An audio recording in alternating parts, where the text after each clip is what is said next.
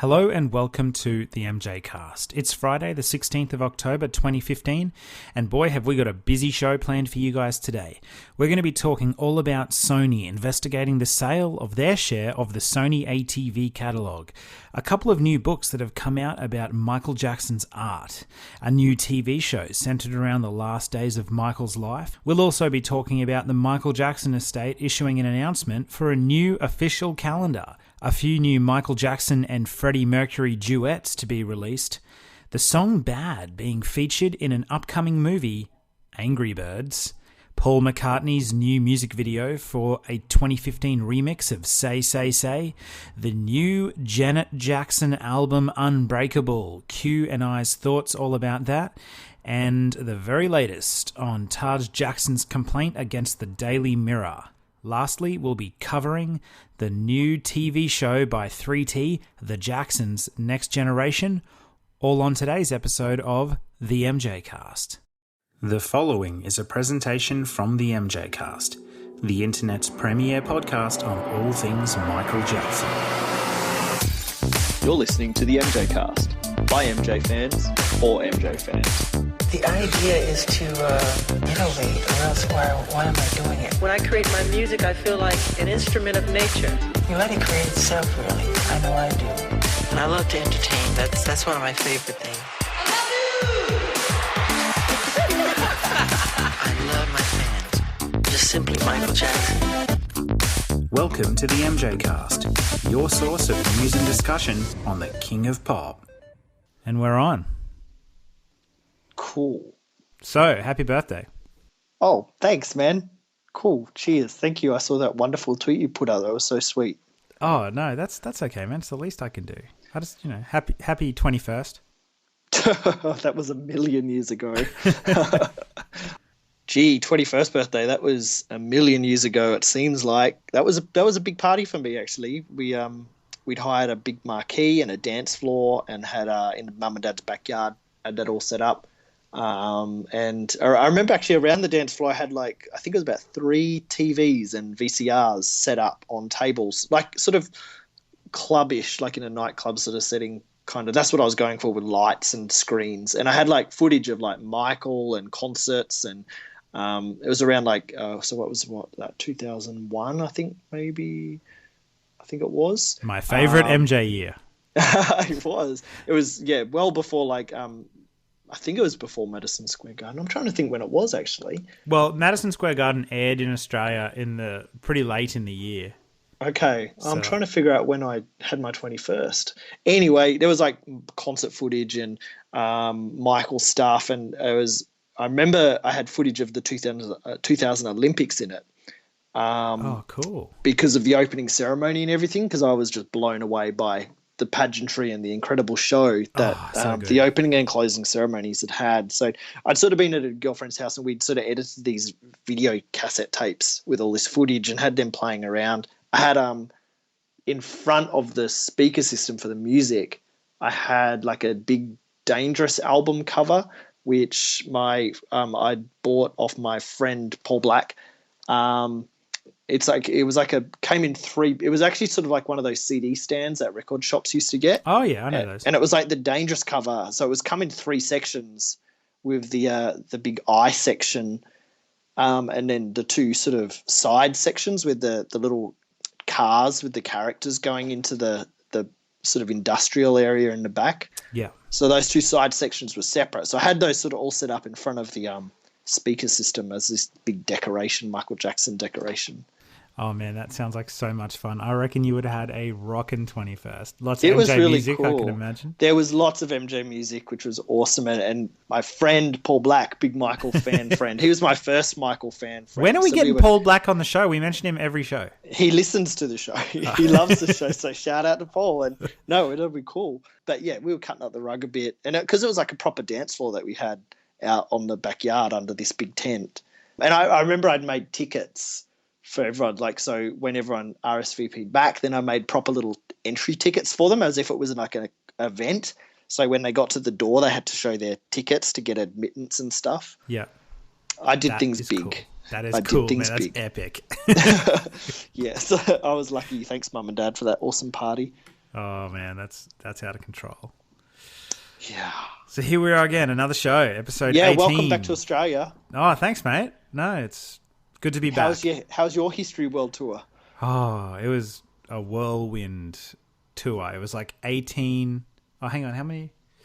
No, it was 3 weeks. 3 weeks, and we went to Italy, Greece, Poland, Germany, did a whole lot of history-related stuff, like travel. We went to some modern history sites, which were fantastic, like the Auschwitz-Birkenau concentration camp in Poland that the Nazi Germans used in the Second World War, which was a really harrowing kind of, experience to go to, and it was very, very emotional for a lot of us that went there.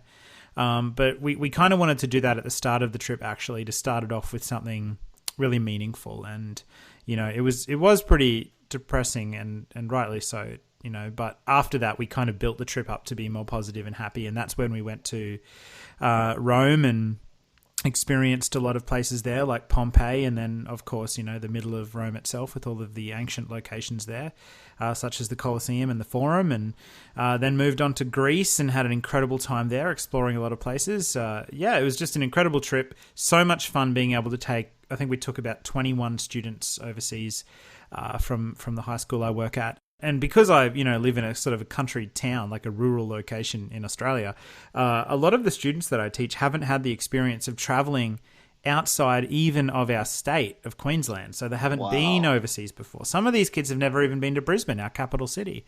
Wow. Yeah, so to take them from this rural setting straight into like Berlin, Germany, it's like major culture shock, and they had such a blast. We did so many great things. So yeah, brilliant trip, and I can't wait to do another international excursion in a couple of years. A couple of years, not next year? No, I'm going to give it a break. We did China last year, Europe this year. We're going to give it a rest next year, and then after that, who knows? Maybe I'm thinking Western Europe to France and Spain and maybe England. Disneyland Paris. I'm still yet to go to a Disney park. I think you'll have been to the Shanghai one by then. Next year, hopefully. So fingers crossed for you. I'll be super jealous because you'll be getting there way before me. Oh, well, I'm looking forward to that Tron light cycle. Oh my roller God, coaster. that looks amazing. Oh, so good. Oh man, well, it's so good to have you back, and big thank you to Dan, wonderful Dan Villalobos, for being an awesome co-host with me on episode 17, No Kaiju. He did a great job editing, even stuff that I didn't know he was going to do, like putting in little song snippets and things. So big love and big thank you to Dan. You enjoyed the show as well, Jamin, which is cool, sitting on the outskirts, having to listen from the complete unattached side.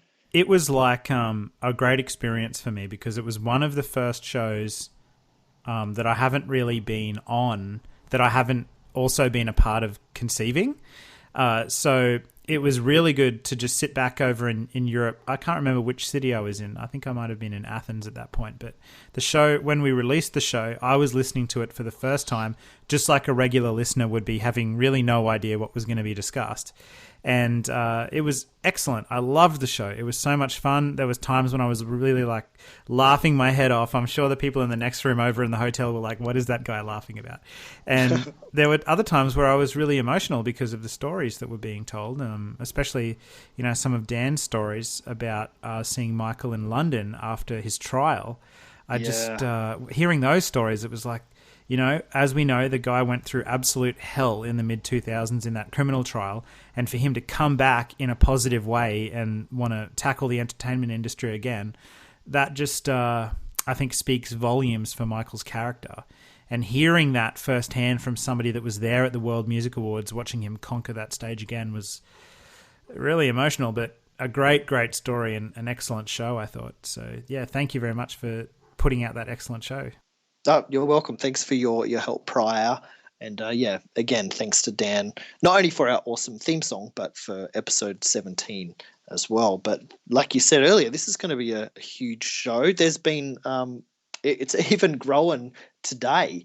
Like when I checked the show notes before we recorded, it's already like a hell of a lot more sort of happened just today alone. So shall we get stuck into it? Do you want to start the news at the top? Yeah, absolutely. So we've had a pretty big development in the last week, actually. One of the most controversial and centrifugal elements of Michael Jackson's business world would have to be his ownership, or co-ownership, I should say, of the Sony ATV music publishing catalog. And of course, that's probably the biggest publishing catalog in the world. And definitely the catalog that generates the most revenue out of any catalog. And it's co-owned, as we know, by Sony Music and then the Michael Jackson estate.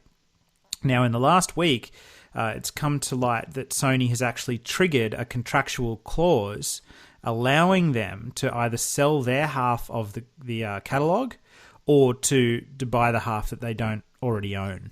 And this is a story that was published, I believe, first by the Wall Street Journal, I think, but that's actually a paid website. If anybody wants to read it, I'd recommend going to Bloomberg.com to see the article there because it's free to read. But it's a really big piece of news because, you know, there's so much that's been written about this catalog, whether you're looking at Linton Guest's fantastic book, The Trials of Michael Jackson, which is all about this catalog and the difficulties it gave Michael during his life, as well as the amazing monetary gain. Or even if you listen to some trial transcripts from, when Michael was in one of his many court cases, this catalogue has always been very, very problematic for Michael for a lot of reasons. The people that have been circling around Michael for so many years, perhaps wanting to get their hands on this catalogue or a portion of it. It's all come to a head now with the estate perhaps looking at buying the other half out, or Sony, making a whole lot of money off selling their half.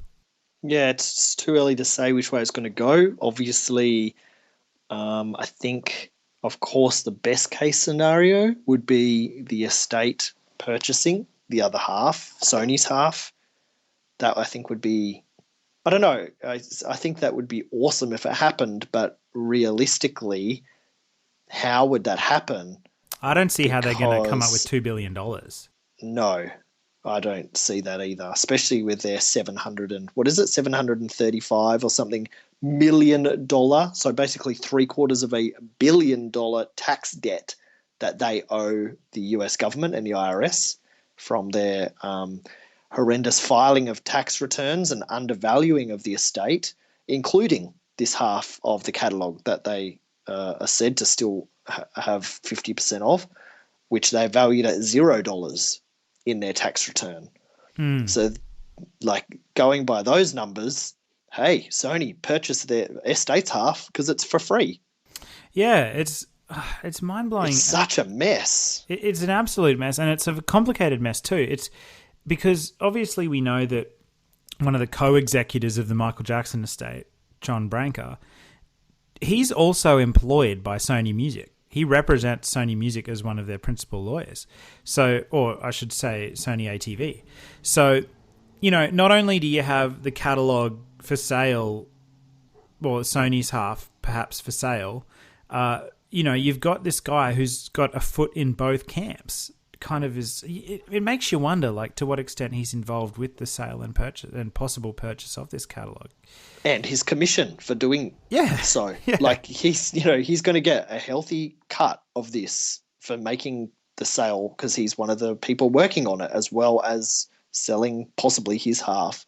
So yeah, but didn't he do an interview like a couple of years ago where he said something like they would never consider selling the catalog because of how the amount of monetary gain it brings in for Michael's kids eventually? Like, I can't remember. I mean, it might not even be a consideration them selling their half. It's more Sony triggering this clause. Well, it's been Sony, and Sony's been looking at this for actually quite a while now. The Sony hack, the leaks that came through the Sony hack, there was communications that first brought this to light.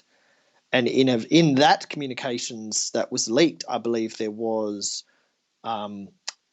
correspondence between people actually speaking about Branca's role and how it made things very awkward for certain people because of his position and benefit for both parties. So there has to be a conflict of interest, and I think they were aware of that from the start. How that will work out in the end, too early to say. So, but yeah, it's not. This is something that Sony has triggered. This isn't the estate have started. Well, we don't know. Yes, they are fully supporting it. They have to. They're in no position not to. And how can John Branca not support it, being a lawyer that represents their interests? Exactly. It's crazy. It is crazy. And when you're like, okay, so just as a bit of a context for listeners, like this catalog is one that incorporates a lot of very, very famous recordings. Like it actually incorporates pretty much all of the Beatles songs, some Elvis Presley songs, Sly and the Family Stone, so many different artists. It generates so much money every year through advertising and different methods like that. This has been kind of the jewel in the crown, I guess, of both Michael Jackson and Sony Music's business empire for a long time. And I really encourage you to read Linton Guest's book, The Trials of Michael Jackson, which goes into the deep, deep history of this catalog and Sony Music as a company, starting right back in the 1950s, really. And one of kind of, I guess, the propositions or speculations that have always been there from Michael Jackson or some Michael Jackson fans or groups within the fan community, and this is, I don't know if I'd call it conspiracy stuff. Michael certainly alluded to it in his life, but there's always been this kind of notion that were people out there during when Michael was alive that were purposely trying to put him in a position of financial difficulty or bankruptcy so that he would have to relinquish his half or sell his half of the catalog, and then at that point possibly being bought by Sony themselves so they could have the whole pie rather than just 50% of the pie. And that was always kind of the end game, I guess. People would say, well, people forced Michael Jackson into doing his comeback concerts. This is it. So that he could, generate money in order to recoup this big debt he had. And then some people say, well, he had such a big debt because that was put on him so that he would have to sell the catalog. Very complicated. And it would appear to me that this is just, the next chapter in that story that stems right back to the late 80s when Michael first bought the catalog on the advice of John Branca. In Perth. In Perth. He came to Perth to get it, to buy that. Yeah.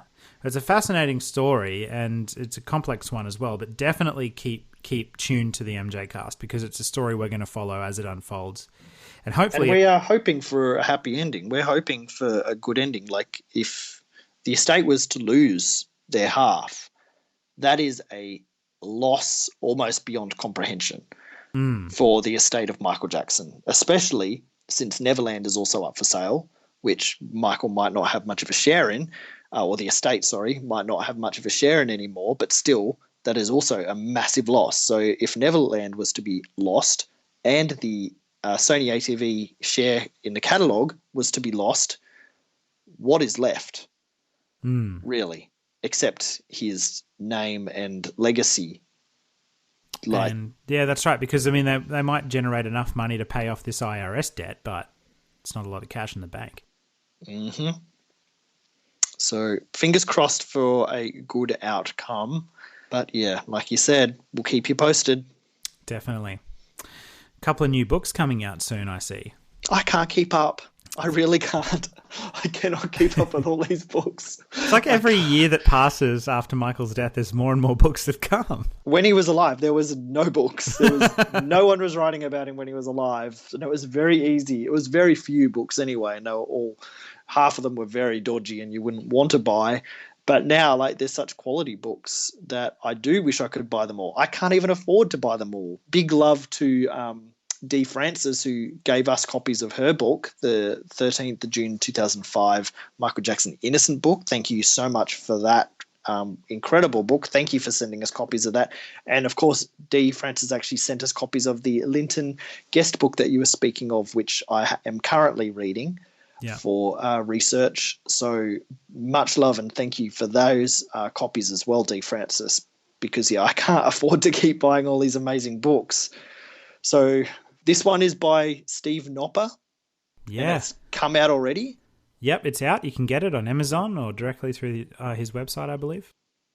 Okay. And this is, is this the one where he's not conducted these interviews? Well, no. So I can't really comment actually because I haven't read the book myself, but basically he has done an all-encompassing career-spanning book. So this is a book. This guy's like a Rolling Stone contributor. Okay, so he's got experience writing about Michael. He's put together an all-encompassing career-spanning book about Michael Jackson and his recording efforts and everything, the whole story, the whole big picture stuff, kind of like J. Randy Taraborelli style, the whole thing. It says on the website that it draws on 400 interviews. Now, the thing is, people that I know that have read the book, and there's some reviews out there that actually say that that's a little bit misleading in that he didn't conduct these interviews, or a lot of them. Most of this information is plucked from already like interviews that have been done before and then incorporated into the book, which I don't actually have a huge problem with. What are your thoughts on that? Well, does that include like our friend Damien Shields' book? That he's because those were interviews that Damien conducted with. Like, has he drawn on Damien's current research? I'm not sure. I haven't read the book. I'm meaning to read it, but I wouldn't be surprised if he has, because if he's drawn on 400 interviews, Michael didn't do 400 interviews. So this has got to be with all of those collaborators. Possibly, it could possibly draw on Escape Origins. I'm not really sure, but, I don't actually have a huge issue with this. Like, okay, here's the thing. Collaborators often tell, like Brad Sunderberg, when we interviewed him, he gave us incredible information. Amazing. But he didn't give us all the information. He might go and do another interview where he chooses to reveal other information to somebody else that he didn't tell us. And that's fine because that's his prerogative. Now, a good author, I think, will be able to engage with all of the information and choose what really fits their narrative. So, I don't have an issue if Steve hasn't gone and done all of the interviews from scratch. However, I will say that like somebody like you or I who have read a lot of Michael Jackson books, if we go and read Steve Knopper's book, which is mostly or wholly made up of already conducted interviews, our type of fan, you and I, we might get a little bit bored because we've heard all of that stuff before. Yeah. That's a good point. But a new fan isn't going to do that. They're not going to feel that way because this will all be new stuff to them. So Which would be good because it would all be in one location for them. Exactly. So I don't actually think there's too much of a problem with books that are made up of lots of interviews that have happened already. No, especially if it's credited correctly. Yeah. If sources are cited and credited, then that's fine. Absolutely. Exactly. So we have to remember, like, there's books out there being written about... As long as they were good, like, accurate interviews to begin with. Yes, yeah. Well, that's the thing, isn't it? Like... there's books that have been written that are based on... We don't want no Stacey Brown interviews in this book. Yeah, exactly. Sometimes authors on Michael Jackson who aren't as, how should I say, to be politically correct, people that aren't as well researched as others, sometimes if they interview people and the facts happen to be wrong, they don't know whether the facts are wrong or not and just put it in the book anyway. So... That's why I like reading Damien's work, because he's like a mega fan. So he knows often whether things the case or not, even if the person who he's interviewing, even if their memory's failed, he'll know. So you said it's up on Amazon and there's already some reviews up. Yeah, there's some reviews. It's averaging 4.5 stars out of 5 stars at the moment, out of 23 reviews total. I will say 18% of those reviews are 1-star reviews. That's harsh. I know, but the rest of them have made up so that it averages 4.5. Look, it looks like an interesting read. I reckon people should give it a shot. Might be a bit risky. If you're a mega super fan like Q and me and people like that, then maybe you would have heard a lot of the stuff in there. But by all means, give it a go and tell us what you think about it.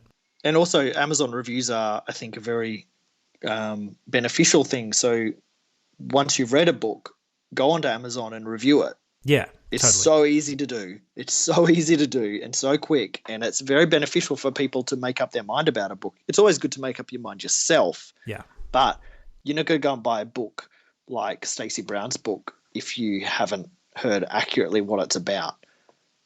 So moving on, to quote one of my other podcast favorite hosts, Jamie, moving on, there is the other book by Mike Smallcombe. Oh, yeah. This one looks interesting. Have you heard much about it? I think so. This is, I guess, similar in some ways where this guy, there's a lot of interviews included in the book. Yeah. Over 60 collaborators. So it sounds a lot like what Damien Shields did, actually travel, meet these people, interview them face to face, go directly to the source of the information. So cutting out other editing and middle people and opinions and stuff and go straight to the source. Is that correct? Yeah, it looks that way to me. It looks, again, like a career encompassing sort of book. A lot of writing in there. It looks like a big book, but it isn't released yet. But the interesting thing about this one is it seems to be specifically focused on the music and nothing else. Yay! That's a good thing already. Yeah. That's cool. And it's called Making Michael. Oh, and yeah. it's a product of 5 years research. Yeah, he's put a lot of effort into this one. And I saw a couple of really great excerpts from his website as well. Do you mind if I read a couple? Or? No, go for it. He said, the starting point was to gather all the relevant information that was already in the public domain, but hidden in online forums, court transcripts, web interviews, and old magazine and newspaper articles, and bring it under one umbrella.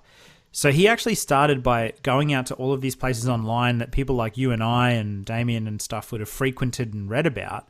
And contributed to. And he brought it all together into one place. But at some stage in his research, he kind of realized that that wasn't really enough to tell the story. And then he goes on to say on his website, my next task was to get in contact with as many people as possible who had worked with Michael in a career capacity so I could uncover new information.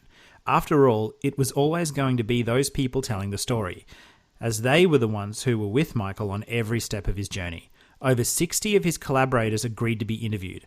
I was both shocked and pleasantly surprised at how open and generous these interviewers have been with their time and insights. We've heard that from Damien as well. He was so grateful and blessed to have people that were so happy to have time with Damien to share information and answer questions. And that says a lot about not only these wonderful people that worked with Michael, but also how Michael surrounded himself and the people that he worked with. Yeah, totally. I mean, he's interviewed people like Michael Prince, who was Michael's engineer during the final recording sessions of his life. He pretty much if you want to know about the last music that Michael ever worked on before he passed away, you need to talk to Brad Buxer, Michael Prince, Nephew. These are like the team of people that Michael was bringing around him to work on those final pieces of music that Michael was composing himself. So if Mike Smallcombe has managed to get to these people and speak to them about these recordings, I can't wait to read this book because there's some mysterious recordings out there. That sounds pretty cool. And they're all registered. Like if anybody wants to know what the names of the songs are, all you have to do is go to the US Copyright Office website and search Brad Buxer, Michael Prince, Michael Jackson. All the songs come up, like all the names of them. There's like, a dozen or so or more recordings that Michael was doing. So, I can't wait personally to find out about these. So this guy, Mike Smallcombe, sounds like he's done a fantastic job. He's hitting, all the nails on the head. He's done 60 of his own interviews, and he's putting together a music-focused book on Michael's career. So I can't wait to get it. Do you know when this one comes out? No, I don't off the top of my head, but if you go to the website makingmichael.co.uk, I'm sure there'll be more information on there. He's already started putting up excerpts from the book, actually. You can read portions of it up there now. Sweet. Oh, hang on. There's a buy link here. Oh, here we go. So if you click buy, beautiful looking website, it actually says it's coming out on October 20th, 2015. That's in 4 days. 4 days. Happy Halloween. Oh my goodness, this is a beautiful cover. It's got a foreword by Matt Forger. Beautiful cover. The image is actually from the black or white video clip shoot. It's a still photograph. You can buy it on Amazon. You can get a signed copy. It's ebook as well. Oh, you'll love the ebook then. Oh, I love my ebooks. He's I'm reading the About Mike section. This tells you all about him. He's a journalist who actually lives in England. He's lived in Germany and Cornwall, graduated from the University of Exeter. with a degree in English language before relocating to London. He completed his journalist training with the Press Association. He dedicated much of the last 5 years of his life to delivering an unprecedented account of Michael Jackson's career, interviewing 60 of Jackson's collaborators, many of them in Los Angeles, where he's actually travelled. Well, thank you. Thank you, Governor Mike Smallcombe in England. Thank you for this wonderful book that's coming out soon. And head to our website, themjcast.com, and check our show notes for this episode. And you will see the link to makingmichael.uk, and then you can go and perhaps buy it yourself and let us know. Send us an email at themjcast.icloud.com. Is that correct? Yeah. Yep. And let us know your thoughts if you're getting the book or about to read it or something like that. Okay, so another book coming soon. Our third book to talk about today is, one we've already kind of spoken about before, and it's coming from a guy called Tavis Smiley, who's actually a TV personality and radio personality in the United States. And we've talked about on a previous episode a book he's got coming out called Before You Judge Me, The Triumph and Tragedy of Michael Jackson's Last Days, which is due out in June 2016 via Little, Brown and Company. It's an interesting kind of sounding book. It's going to be, I'm not sure if I'd call it a novelization, but it's... The title's almost a novel. Yeah, it's pretty long. Long-ass title. It's a long title, but it's... Maybe he got inspiration from the History album. History, Past, Present and Future, Book 1. Yeah, that's long. That is long. Look, I think it's going to be like a narrative-driven book about literally the last days of Michael Jackson and like how he passed away and why and all that kind of thing, which is going to be a sad read. It says a novelistic retelling. Yeah, I see here in your notes. That makes me go, what, a novel? Novelistic's like, what point of view? Like, is this going to be like, you know, like Randy Phillips wakes up one morning and decides to go to Michael Jackson's house and especially with the news that you got today, which you're about to tell us about relating to this book. Mm-hmm. We will see. So, yeah, on that note, there's just been a deal announced. Warner Brothers has actually signed a development and production deal with Tavis Smiley to actually turn this book into a television series. Bum, bum, bum. So, in a year's time or more, we are going to have a television series about Michael Jackson dying. Fact.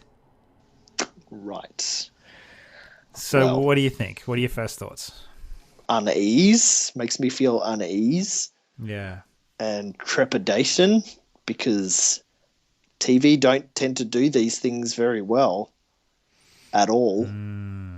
There's going to be some like scary ass sort of portrayal of Michael that will be very awkward to watch. As long as it's okay, I'll tell you what I'll be okay with. If it's like a documentary, fine. Yeah, but it's starting to sound not like that at all. I just don't want... Do you remember the show that came out during the trial era? It was called Man in the Mirror. Oh my God, why do you have to remind me of that? That was so bad. It was terrible. And that's exactly the feeling and the impression I would get from this news and description. If it's anything like that, no, I'm not even engaging with it. If it's a respectful documentary that is an investigative journalistic style piece into the reasons behind Michael passing away, then it'll have my attention. If it's a dodgy Man in the Mirror style TV series with an actor that looks nothing like Michael... Okay, let's just face it. Let's just be honest. No one looks like Michael Jackson. He can't be You can't be an actor and do Michael Jackson. No, Sandra Bullock. Could get Sandra Bullock. I've always thought that. She's got those eyes and the beautiful jawline, and she'd get an Oscar for it. She'd pull it up awesome. She might be able to. Yeah, she'd have to bloke it up. Unless it was like a totally like artistic experimental piece, like What was that Bob Dylan one? And it had like Kate Blanchett as Bob Dylan. Yeah, that's what I mean. Like getting the amazing actors like Kate Blanchett when they played Bob Dylan. They could get Sandra Bullock to do that for this, but just this doesn't sound artistic. And like your first option of being full of integrity and respect in a documentary, like if they did that, that'd be a first. Yeah. TV has not got a track record of doing that at all. Even when Michael tried to do it, we got Martin Bashir's effort. Oh. When you do get stuff like that, usually it comes across like cheap CSI style rubbish. Oh my God. And remember that horrible documentary called Michael Jackson's Face? How bad was that? Didn't ever watch it. I remember writing letters to the TV station that aired it here, or email, and just ridiculous bullshit.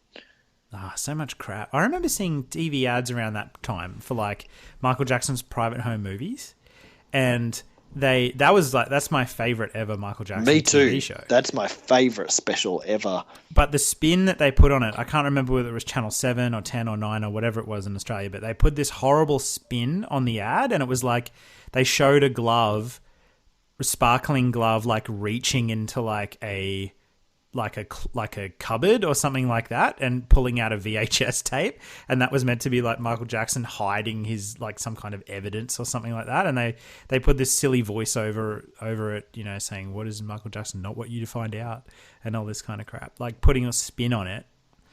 It was pretty bad, but it was a good show. I love private home movies. That's my favorite. Yeah, I'm so glad I don't remember those terrible ads. Oh, shocking. That was a bad Well, period. I guess we're going to keep everyone updated on this.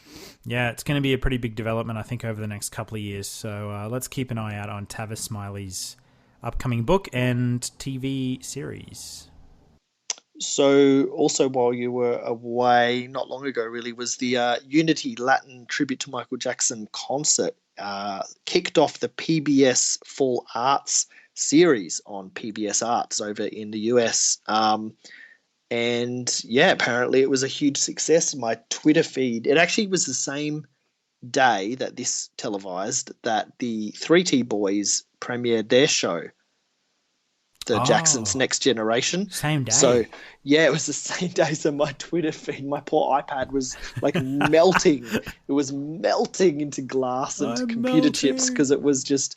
Yeah, my timeline on Twitter and Facebook for this was just going crazy. Everyone was loving it. There was so much awesome feedback about the performances and the tributes to Michael Jackson and his music.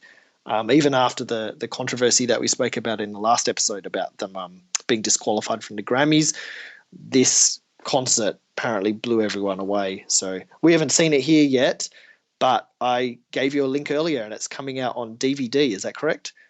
Yeah, it is. If you go to shoppbs.org, and then there's like a really long link after that to go to, but we'll put it in the show notes so you don't have to type it all.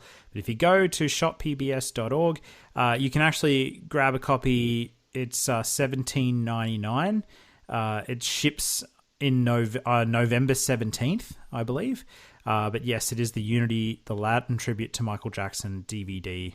And that will be coming with 2 new songs and longer versions of some of the tracks that was on the televised version. Yeah, my only thing is I wish it was on Blu-ray. I like watching high definition stuff. Yeah. But I don't know, maybe it'll come on Blu-ray, or maybe there's a Blu-ray out there that we don't know about, but there's definitely this DVD that we'll put in the link. But at least Blu-ray players will upscale it to a degree. Yeah, it'll look better than if you played it on a DVD player, but nothing like a proper 1080p transfer.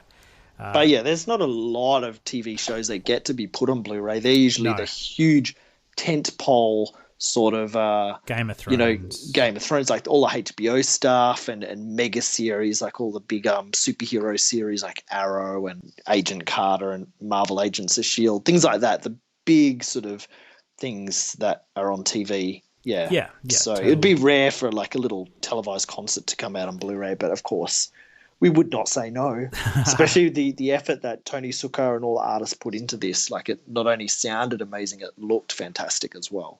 I wish I could actually watch it. There's a link we'll put in the show notes as well. There is a link where you can go and watch it at video.pbs.org.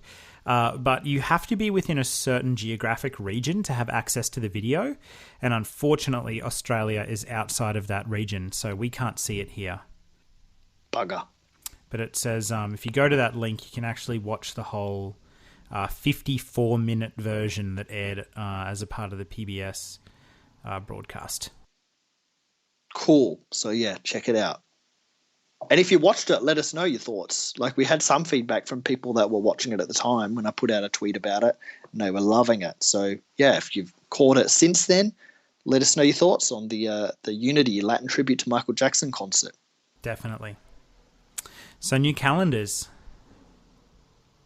I'm trying not to laugh. Why? Or cry. Why? Oh, because of the history thing? No, just the way that this was announced. What do you mean? This was the Michael Jackson estate has issued an announcement for the 2016 official calendar. Yeah. With all the stuff that is going on, with all of the speculation and all the actual important stuff for his legacy, this is what they, I'm trying not to swear, this is what they issue an announcement and a statement about, is about the shop getting new management, issues with orders, and a new calendar. This is their priority, is announcing a new calendar, and the shop online store is under new management. I am restraining myself from rage. Just swear, dude. We haven't had an explicit show in ages. No, I know, but if I start, I will not stop. I love Q Rages. Come on, remember the Cirque du Soleil No soundtrack? That was great. Still waiting for that goddamn soundtrack. It's never going to happen. Never. So annoyed. I'm not the only one that wants it, by the way. But seriously, you put this into perspective. We've just before this was the news of the Sony selling and triggering the clause to sell the Sony ATV catalog. So that's massive news. And later in the show, we're going to be talking about the what was it? I can never remember the acronym. Oh, the IPSO. Yes, the IPSO complaint against the newspaper. When the newspaper was going to publish this story, they contacted the estate to get clarification and a statement about what was going to be published. They didn't frickin' release a response to that. Oh, almost got an F word. And then that wasn't the second time either. Like the first time that Taj put in an official complaint about media reporting completely disgusting and inaccurate stories. Yeah. Then the estate was taking over that complaint, and then they never followed it through. It is ridiculous, and actually, I didn't think of this until you have just raised it now. There's so much going on in the world of Michael Jackson of importance, like important stuff. Yeah. And this is what they released a statement about: is a flipping 2016 official calendar. Like seriously, it fills me with rage. Why can't they address the big issues that actually affect his legacy? They're talking about a calendar. So I've said my piece. I'm going to let you talk about the calendar now, and I will just sit over here quietly. Take it away, Jamin. I do agree with you. It's going to be hard for me to be positive about the calendar now, but I do agree with you. Yay for a new calendar. Don't get me wrong. I'm happy there's a new calendar. I haven't bought one in many years. I have a wonderful collection of official calendars all through like the 90s and the 2000s. I love the calendars, and God, some of those images are amazing and worth framing. So don't get me wrong. I'm all happy for a calendar, because it's, as long as they put proper pictures in it, I don't want any more impersonators snuck in saying that this is Michael Jackson. Okay, so do it right, and I'm all for it. So I'm not bagging on that they're releasing, shitty stuff. Like, it's a calendar, and I think that's a good thing. My issue is with they're having a statement about this, the timing of said statement, and not having official statements and actually addressing big issues. So that was my issue. So I'm all for the calendar, don't get me wrong. So the calendar itself looks a bit weird in that it's really, there's no theme to it. Like, it's cool. Like, they've used really high quality pictures. It looks nice and clean. There's not too much going on in the calendar. It's just the images of Michael, and then obviously on one side of the flip page there's an image of Michael, and then underneath that there's a traditional looking calendar. So it looks pretty nice. Here's what's weird. There's no theme. There's like bad world tour pictures, bad music video picture, and then all 4 different colors of the Invincible album as a picture. Like, I like that one. I would totally have that. I love the Invincible colors. Yep. So the last calendar that we got for this year was the history, the history themed one. So we all thought, we're getting a history reissue or whatever. It never happened. So this calendar seems to, maybe it's an admission, like, we don't know what the hell's going on. We're just going to put a whole bunch of pictures in here, whatever. We're not doing any. But earlier calendars never had themes. They were just random portrait shots. Yeah. Some had beautiful paintings. No, but we got the bad one. So remember, there was the bad. That was calendar. a recent one, but in the 90s and stuff, they didn't do themes. Like themes. There was just, there would be pictures from different video clip shoots, Earth Song photo shoots, and then there'd be like, dangerous tour pictures and stuff. They've not always had themes. I reckon they should do. I actually think they should do 2. I think they should do one that's like a bunch of different pictures with no theme, and then I think they should do like a special edition one, which is like including images of the main product that they're releasing of that year. So say that next year ends up being Off the Wall, and I'm hearing the Wall 37 or whatever it will actually be next year. Oh, well, I'm hearing from different people that I speak to that Off the Wall might be coming roughly in around February, the film. So, like, that it would make sense for them to do some kind of an off the wall one, but they've obviously chosen not to. But I think it would be cool if they did 2. They do a random one and then one that focuses on the main product they're putting out that year. But whatever. We're getting to another. Again, this is something positive.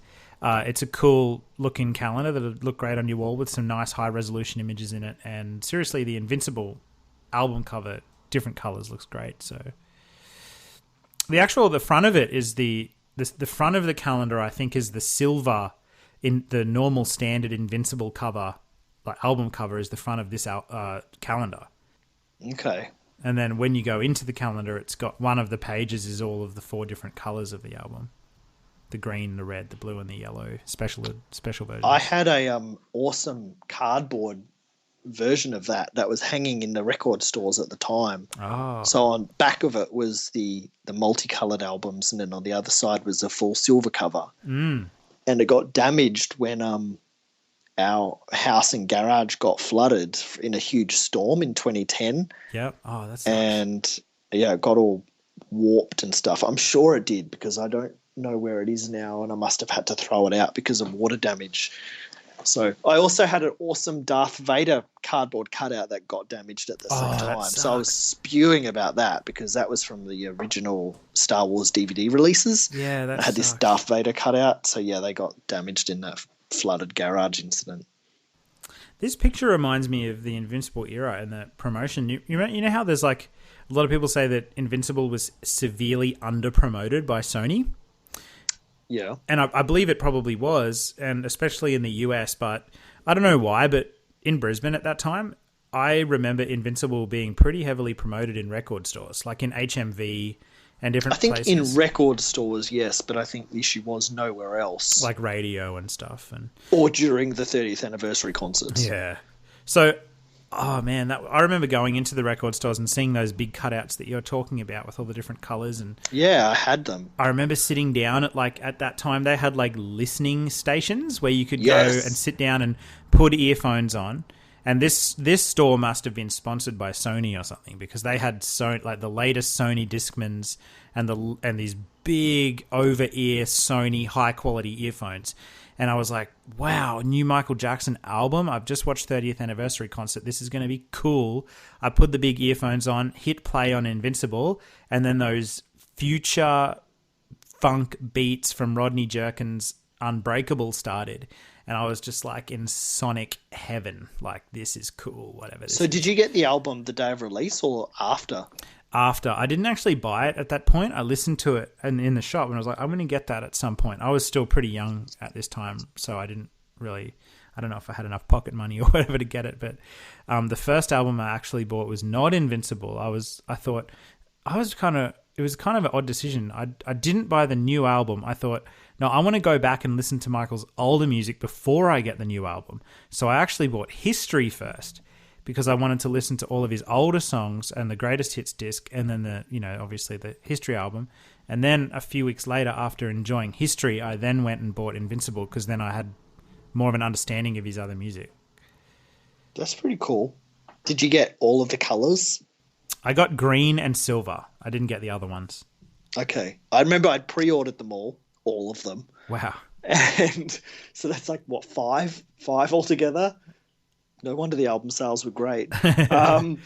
Sneaky trick. So collected them all. So I did that, pre-ordered them, and I don't want to tell this story. I don't want anyone to get in trouble.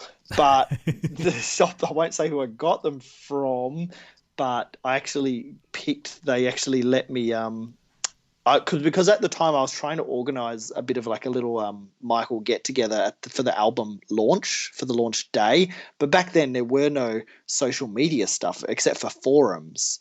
And forums are like worldwide forums. So actually to have anyone in the forum that's in your local town especially a small town, was a huge thing. And it just didn't happen. So I tried organising like a launch party celebration outside this large record store for Invincible.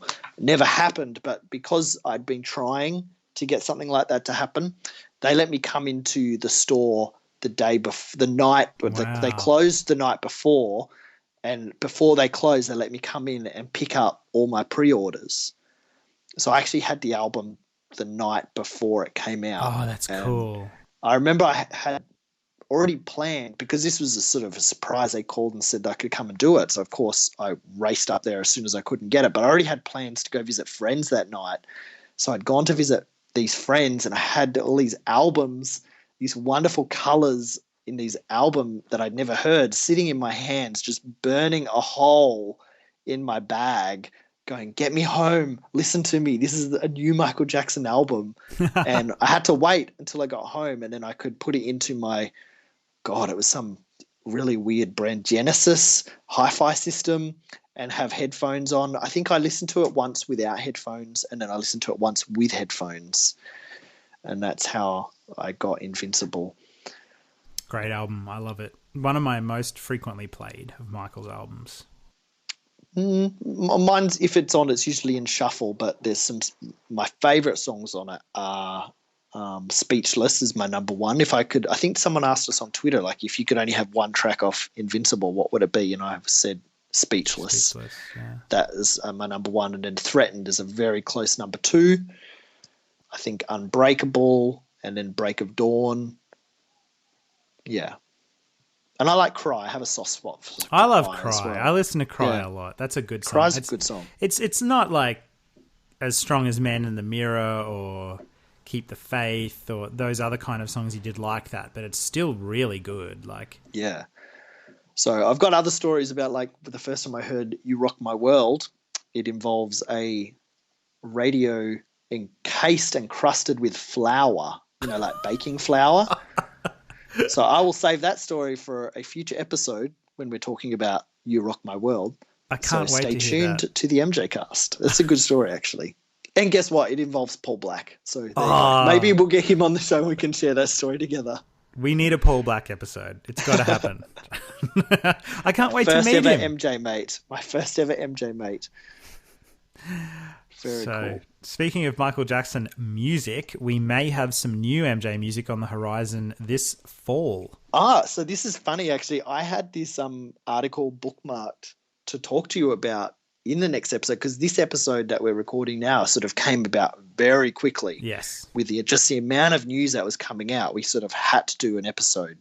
But I actually had this article. I hadn't told you about it yet, but I actually had this article. So, yeah. You ready for some more Michael Jackson and Freddie Mercury duets? I'm always ready for new Michael Jackson. Always ready. We've heard one of these three songs before. Yes, which is There Must Be More to Life Than This, which we've spoke about in one of our early episodes, and the awesome video. And we've heard the Mick Jagger version of State of Shock, which is on the Victory album. Yes, I think I've got the demo for the. I think I've got the demo for the Freddie Mercury Oh, really? on some bootleg CD. I'm pretty sure. Maybe there's so many songs that have come out now that I forget sometimes whether something's come out or not. I'm just going to do a YouTube search. I'll race into the library and I'll have a look. Michael Jackson. Can you hear my footprints? I hear your footprints. Footsteps. Footsteps, even. Show title. Can you hear my footprints? Oh my God. Michael Jackson, Freddie Mercury, State of Shock. Okay. There we are. Yep. Track 2 on this bootleg. Yes. State of Shock, Freddie Mercury. You're right. There we are. So it's very good. It's always been one of my favourite little bootleg gems. So we've got like State of Shock. There must be more to life than this. But I don't think we've heard Victory yet, have we? No. Oh my God, no. That will be amazing. And of course, hearing the others in good quality as well. Yeah, and you know what's crazy? The album and the tour were called Victory, so the song must be pretty good. Well, I'm guessing it's just like a demo of the song Victory. Yeah, but I mean, I guess it must have like been a front runner for a song that they may have wanted to put on the album if they named the era after it. Yeah. So I don't know. We'll see. Yeah, hopefully, this comes out easily. Like I know they had some trouble with the Michael Jackson estate getting out. There must be more to life than this. So hopefully this is any trouble they had is sort of overcome and we can get to hear this, especially by people that will actually do it beautifully like they did with the other version of the song. There must be more life for this in the incredible video. And then also the way like Paul McCartney handled the Say, Say, Say re-release. When other estates handle Michael on their sort of projects, it's always such good quality and such respect and stuff. Yeah, totally. And look, if you read the Time article on this, just entertainment.time.com, and we'll put the full link in the show notes, goes into a little bit more detail. Definitely very vague around how and when it's going to be released. But they do talk a lot about sort of the songs themselves, when they were recorded, the relationship between Michael and Freddie, which wasn't the best kind of relationship because apparently Freddie was using some pretty hardcore drugs in the studio sessions, which didn't impress Michael. And what didn't impress Freddie about Michael was Michael bringing llamas into the recording studio and other animals. Well, can you imagine? That would be insane. Oh, it would be crazy. And there's like a great quote in here where Freddie's like calling somebody and saying something like, "You got to get me out of here. There's a llama in the studio." But anyway, they talked. But they did work together, and they did. We got some stuff out of it, so that says a lot. That's right. And it says here in this article that the different remaining Queen members like Roger Taylor, Brian May are in the studio with producer William Orbit, who are adding new guitar solos from Brian May along with Queen-style vocal harmonies to the tracks. Oh my God, heaven. Yeah, so again, like all Michael Jackson releases, really happy to get the remixes, totally happy, all good, go to town. But please give us the originals at the same time. Yeah, that's actually a really good point, and I hope that we do get the originals. That would be really cool. Yeah, so we'll see what happens, but very excited nonetheless. New MJ music on the horizon. I don't know why, and I don't know if I've already talked about this on the show, I don't know why I'm not obsessed with Freddie Mercury and Queen. Like it would tick all of the boxes of music that I would be completely obsessed by. Oh, man. And as such a character and an artist like Freddie Mercury. So, I don't know why I am not completely obsessed with Queen and Freddie Mercury, but yeah, amazing stuff. And I love the story in Michael's autobiography, Moonwalk, about Michael's input in releasing Another One Bites the Dust. Is that the correct song? That is it. And every single time I hear that song, it makes me think of, Freddie going, "Oh, I don't know, or the band, I don't know if we should release this," and Michael going, "You need to release this. It's going to be a number one song." And then they did, and it was. Oh. So I always love that story, and yeah, they're just both titans of artistry. So absolutely, can't wait to hear it. I've just sent you a message which contains. I see a link. YouTube link. You need to watch that. It's Another One Bites the Dust live. Yeah. Can't remember where. Yep. or when, but I think it's from the very, very early 80s. And man, is Freddie Electric in it. You got to watch this. Oh, sweet. It's Thanks, man. It's one of 2 shows that were recorded on film and released on Blu-ray. It is a beautiful transfer. The video is. Is he wearing a yellow jacket? Is that the concert where he's wearing a yellow jacket? No, this is. Oh, it might be, but this song he's got nothing on but a shirt. Tight white pants, which are very revealing. With a red stripe, maybe. No red stripe. He's got no shirt on, and he's got a white trucky cap. Awesome. He's so cool. We'll put that in the show notes for anyone else that wants to see it as well. Thanks. I'll watch that probably tomorrow if I get a chance. All good, man. All good. So, Angry Birds? Angry Birds. How weird. I don't know. I don't like this. I don't like this story. I haven't watched it. I was like, I keep going, oh, yeah, I've bookmarked this. I should watch it. I haven't watched it. Have you watched it? Yeah, I've watched it. I was okay, so Angry Birds is that game that took the entire world by storm on the iPhone a couple of years ago. What, like 3 years ago or something? 3 years ago, yeah. Of course, it was a huge licensing opportunity, and there's like theme park, and I'm going to say, yeah, I guess it's a theme park and not an amusement park because the theme is Angry Birds. And was there a cartoon show about it or something? But there's a movie coming out, and oh god, the song Michael's song "Bad." Is it actually his vocals and stuff? Yeah, I'm pretty sure it is. Hang on, okay. you keep so talking. I'm going to go. The estate is licensing Michael's recordings, perhaps, if Jamin confirms, of the song Bad. Licensing Michael's stuff to be used in a movie, Angry Birds. Not sure how I feel about it. I guess, it's good that it might suit it. It might be funny. Be good if they sort of like licensed his music to be used in some actually good artistic movies, like songs like Scared of the Moon and things like that. Yeah, I agree. Sometimes it can be cool if Michael's music is used in in movies. This is not one of those times. No, it's not. Okay. If you watch the trailer. Oh god. Well, to me, it's tacky. It's a 3D animated movie.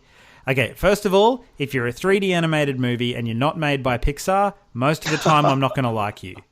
Okay? Sometimes I do. Hotel Transylvania. That was great.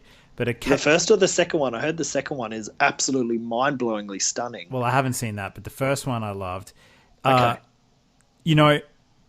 Already you're on the back foot with me. Then, if you're really as bad as the Angry Birds one looks and you decide to put a Michael Jackson song in it, you're going to piss me off.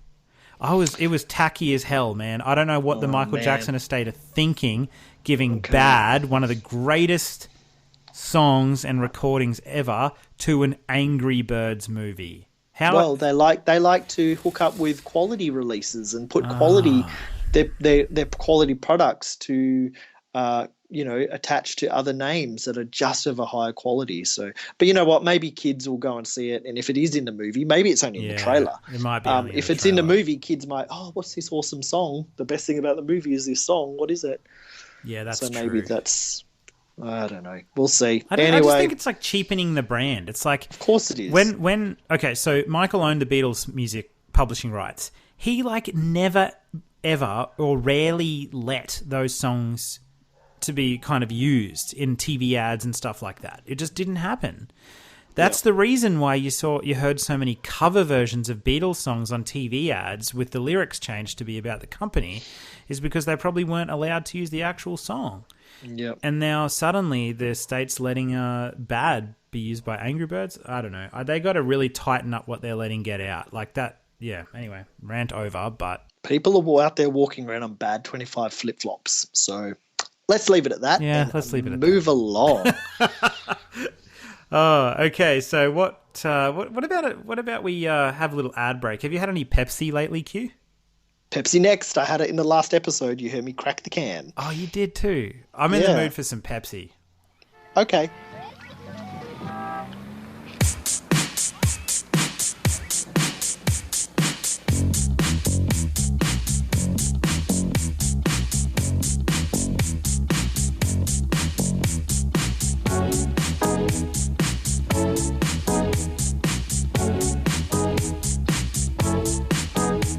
You're a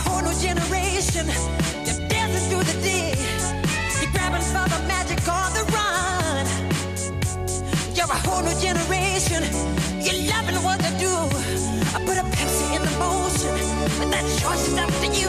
Hey, you're the Pepsi generation. Guzzle down and taste the thrill of the day. And feel the Pepsi way. Taste the thrill of the day. And feel the Pepsi way.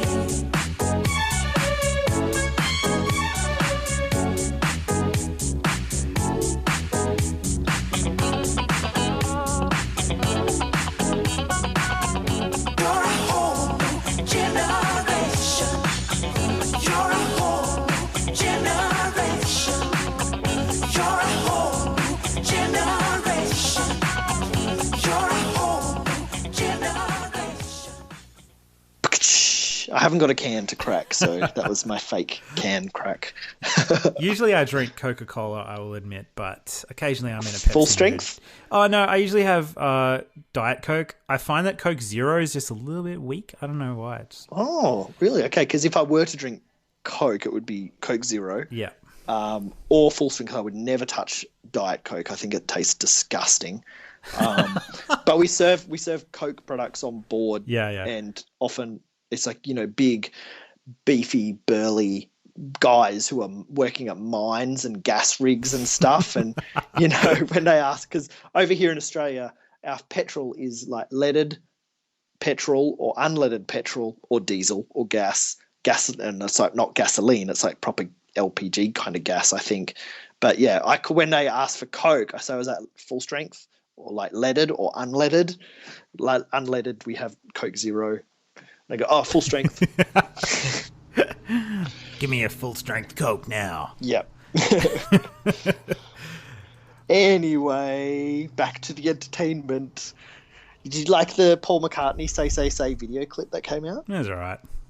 What? It was okay. Really? Yeah, I loved it. It looked great. Yeah. The dancing was great. Yeah. Well, what else is there? No story. I wanted a story. I wanted like the first one, but part 2.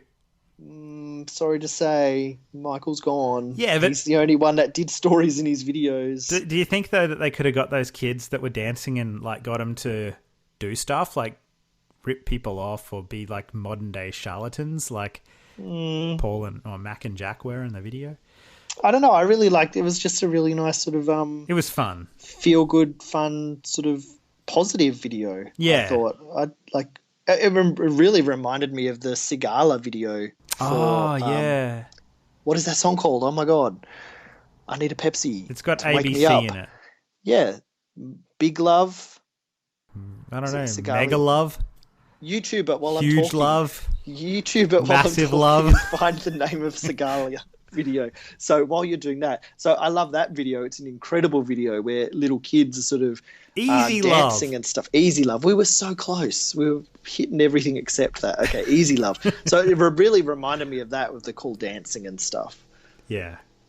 Oh, look, so it was. I thought it was good. I really liked it. Now, like we spoke about in the earlier show, I loved the song.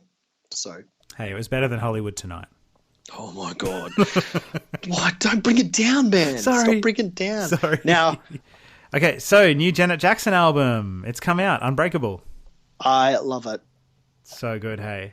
So good. Oh, so good. Have you been listening to it a lot, or? I cranked it again today. I'm going to have to buy another copy. I'm going to wear my CD out, I reckon. At the moment, I've been listening to it in the car. So today I had a lot of driving. I did like a 45-minute drive south and then another 45-minute drive back home. It's only 15 minutes to go and pick husband up from work and back. So I've had it going probably 1.5 times, got through it today. It's such a, oh my God. So strong. I love every single thing about it. I love every song. I can't pick a favorite because there's like 15 favorite songs off the album, and the album's got 19 tracks or something. Yeah. How many? Is it got 19 tracks here? It's got hang on, I'll just check it out on my iTunes. Because it goes for like 77 minutes or something. It's like dangerous length. It's a very long album. It's got 19 tracks, including that includes the No Sleep remix at the end. I don't have that. Ooh, iTunes only maybe. It's really cool. It's a good remix. What are your final 2 tracks? Well, before the remix, Well Traveled and Gonna Be Alright. You're missing out on some songs, man. What? Yeah, I don't have the No Sleep remix, but I've got Promise of You and Love You for Life.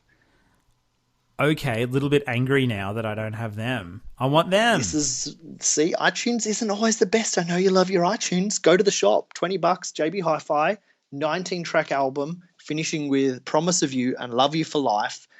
I think in America they might be the Target exclusive, and in the UK it could be the HMV. But in JB, this is just the standard Digipack album, and it's got 19 tracks and including, those last two.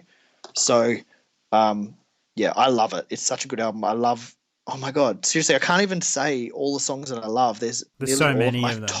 My top super, super, super, mega, mega, hoop, super duper favorite ones are probably Should Have Known Better, Broken Hearts Heal, Night, which I know is one of your favorites,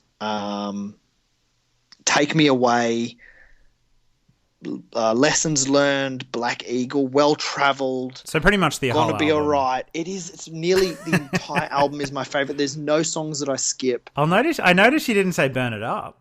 I thought that was too obvious. I love that song. I love Damn Baby, Burn It Up, Unbreakable. Seriously, it's basically the whole album. I just adore it. I think it's her finest work in such a long time. I agree. I think it's her strongest album since, definitely since All For You.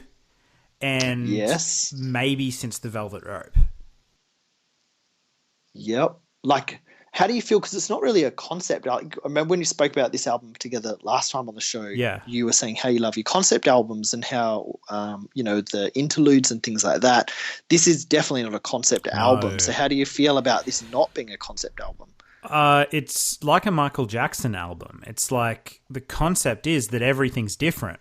It's like, you listen to one song and it's a modern Marvin Gaye neo-soul sultry masterpiece, and the next song is like futuristic East European nightclub craziness, and then you've got a rock song. It's all over the place, but that's what makes it so fun and cool, is because you never know what's next.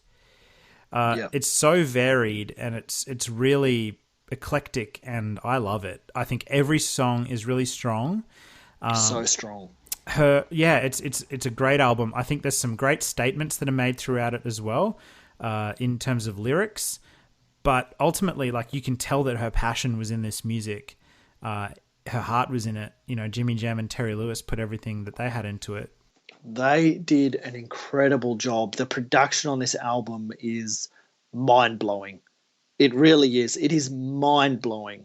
I listened to it on a really long drive home at night on the way back from Brisbane to when I was driving back to Moranbah.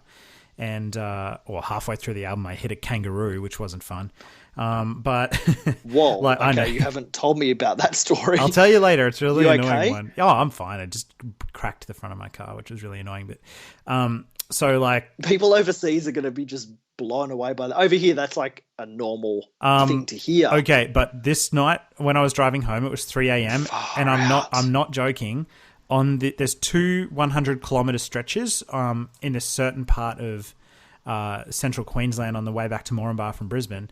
And basically on those 200k stretches, I saw no less than 80 kangaroos. And a lot of them were in like packs and they were jumping everywhere. It was crazy. It was out of control. I had to slow down from like 110 k's an hour to 10 k's an hour in a tiny distance just to avoid these big kangaroos jumping all over the road. It was out of control. When I lived in Queensland and we used to go visit my granddad, my late grandfather, who lived in a country town called Surat, which is out so it's out near Roma, which is seriously, it's in the middle of nowhere. The game we used to play on the humongously long, boring drive out there was count the dead kangaroos from all the roadkill. And we would get up to the 80s just of dead ones. So, and everyone out there is all crying, hearing about all these cute Australian animals getting killed and hurting cars and stuff, but that's just reality in Australia. Absolutely. Whether it's cattle or kangaroos, it's out in the bush. You got to watch out. So you guys are okay though. Yeah, oh yeah, we're fine. Our car's not cool. fine. Our little Mazda's not fine. Did but it? We're fine. Lucky you weren't listening to a CD. Would have made it skip in your player. Well, I was listening to Janet and I turned it down for that little stretch, but it was brilliant album. My favorite is Night. I don't know why. Ever since I heard it, there's just that funky bass line. It's a beautiful song, and then the piano at the end. It's like a very modern sort of disco, I guess, track sound dance song, but it's got this piano that you would really think at first listen would be at odds with the rest of the sound, but it goes quite well. I thought that's the whole album to me, is this juxtaposition of different sounds against each other that are really interesting. Nothing's hardcore, like even when we're talking about, like, say, dance tracks or rock. No. Nothing is hardcore. It's so finely balanced. Yeah, it is very that balanced. A song that you would class as a rock song or a dance song will have a beautiful piano in it as well, or there is just plain Janet with a piano on, like, say, 2 tracks. Then there's like country songs. Yeah, there's this album is so finely balanced. It is so lush. It is so optimistic and so deep and so perfect. It is incredible. Do you think her voice has changed? Oh, I was thinking about that today. There's a song, The Great Forever. Her vocals in that blew me away. Like when she really gets down and deep. It actually, I listened to that song the other day in the car, and I only had it on half volume, and I thought it was a Michael song. Cool. It sounds like a lot like her brother, I think. Her vocals are on point. Like, yeah. I don't think she's ever sounded as like, she's learned a lot through her years, and it's all come to fore in this masterpiece. Really, it's a beautiful. It album. is. It's a masterpiece. It's a masterpiece. I'd say it's. It's blown me away because I've made no secret of the fact that I think that Janet's career was on the up and up all the way through, and I think she reached her artistic peak in the Velvet Rope era, and maybe All For You, but definitely after All For You, I felt that there was an over-reliance on other hot current producers and less of Janet's natural style with Jimmy Jam and Terry Lewis. And I kind of felt that her quality of her output was a little less over the years. But this is different. This is a total return to form. This seems to me to be the next artistic chapter in her career after that late 90s greatness. I hope it lasts. I know the plan with the record company is like basically a 3-year plan, which includes the tour and this album. Yeah. So we'll see what else comes out. And but it's all it's number one. Oh, it's a 7th number one album. Incredible. Like, the record speaks for itself. And it sold a lot too. So it was released on October 2nd, and then a week later, ending October 8th, it had sold 109,000 copies. And that's without much promo, like, except for online, like basically social media stuff. I have heard no other promo or seen no other promo at all. Usually she does like Ellen and, or whatever, like different talk shows. Like I could imagine her sort of going on The View or something like that. But, usually she does those kind of talk shows. But this time, no, it's been very quiet. A lot of Twitter congratulations. activity. Oh, yeah, totally. She's loving Twitter, which I love because I love Twitter. Yeah. But her tour is going well. She's just announced European tour dates. Congratulations to Janet on the success of this album. We will do all we can to support it because it is well worth every bit of success it gets. Incredible. Go and get it. If you're having second thoughts, don't. It's so worth it. And Janet is one of 3 artists now to have a number one album for the last 4 decades. And she still looks the same age. Like, this woman is immortal. Oh, she is. She's incredible. And I just wish her the very best. I can't wait for her tour to be announced for Asia and Australia because I'll be there. I'll be there. I'll be there. And I just want her to continue putting this great material out. I think she will now that she's got her own label with, what's it called? Rhythm Nation or something is the actual... Yeah, Rhythm Nation Records. Yeah, it's being distributed it's partnered with BMG. They're doing a great job, great album. Can't wait for more stuff in the future. It's been a great year, hasn't it? We've had new music from a lot of the Jacksons. Yes, oh my God, it's been the year of the Jacksons, really. I love the song, even though Janet's album's like high rotation for me at the moment, the song I keep going back to right now is Summertime Feeling. It's such a good song, Jermaine. I love it. I've been love that playing it song. so much, like every Isn't morning. it good? Every morning, It's so solid. it gets me in such a good mood. It's an incredible sounding song. So, what we might do now is we've received an audio submission from one of our long-time collaborative partners on the MJCast, Charles Thompson, who often contributes to the show when we talk about legal issues in the Michael Jackson world. And as we know, recently Taj Jackson actually filed a complaint against the UK newspaper, the Daily Mirror, about one of their stories earlier in the year. And unfortunately, the IPSO in the UK have recently rejected Taj Jackson's complaint. And we're just going to cross over to Charles Thompson now from England, who's going to talk to us about that particular ruling and why that ruling was made. Hi guys, thank you for inviting me back onto the show, this time to give you a summary of Taj Jackson's complaint to the British press regulator IPSO about a story published in the Mirror earlier this year. I was very vocal on Twitter a few weeks ago about IPSO's failure to uphold Taj's complaint, which I felt was an appalling decision, so I'm going to tell you a little bit about why. In April this year, the Mirror ran a story claiming that Michael Jackson had paid roughly $200 million to boys who had accused him of sexual abuse. The story did not cite any source or evidence for that figure, and the Michael Jackson estate later issued a statement which said point blank that it was bogus, a statement which the Mirror refused to run. The story in the Mirror also made several other misleading statements. Among them was a claim that so-called damning evidence had been omitted from Michael Jackson's 2005 trial, and the story also included a quote from a press conference by LaToya Jackson in 1993 in which she was quoted as saying that she believed the Jordan Chandler allegations. Taj complained to IPSO on grounds that the Mirror had breached the accuracy clause of IPSO's code of conduct. He said that Michael Jackson had not paid $200 million to supposed accusers and challenged the newspaper to provide a single shred of supporting evidence. He added that it was highly misleading to refer to so-called damning evidence being omitted from the 2005 trial, and that it was extremely misleading to quote LaToya Jackson's press conference, since she had now publicly retracted those comments on multiple occasions, explaining that she was in an abusive marriage and had made those comments under duress. The accuracy clause of the Code of Conduct specifically states that misleading reports are in breach, as are distorted reports. Taj argued that by quoting LaToya's 1993 comments without placing them in the correct context, that they had since been retracted, was a distortion of the truth and had been deliberately misleading. Correspondence went back and forth between Taj, the Mirror, and IPSO for roughly 4 months, and in that time the Mirror conceded that it had never possessed any evidence that its claim about the $200 million was true. Rather, it said that it had simply copied the story from the New York Post, a story which was written by Stacey Brown. The paper claimed it had contacted Stacey Brown to ask if the story in the New York Post was true. Unsurprisingly, Brown said it was, and that it had come from impeccable sources, but he couldn't tell the Mirror who they were.